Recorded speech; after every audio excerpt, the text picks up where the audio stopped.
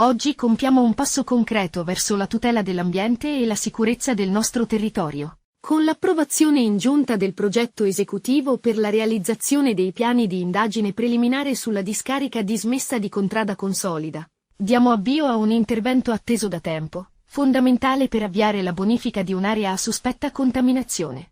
Lo dice in una nota l'assessore ai lavori pubblici del comune di Agrigento, Gerlando Principato. Grazie al contributo e al finanziamento concesso pari a 11.500 euro nell'ambito del Fondo di progettazione per la bonifica dei siti inquinati, il comune di Agrigento ha potuto approvare il progetto esecutivo, per un importo complessivo di 172.000 euro. Questo ci consente di affrontare con rigore tecnico e trasparenza una fase di indagine indispensabile per ogni futura attività di risanamento ambientale, continua Principato. Si tratta di un risultato che nasce dalla sinergia tra gli uffici comunali, il Dipartimento regionale dell'acqua e dei rifiuti, i professionisti incaricati e i tecnici del comune di Agrigento, a cui va il mio ringraziamento per il lavoro svolto con competenza e tempestività. L'attenzione alle problematiche ambientali e alla rigenerazione urbana passa anche da questi interventi di progettazione, spesso poco visibili ma fondamentali. Rappresentano infatti la base tecnica indispensabile per ogni vera trasformazione.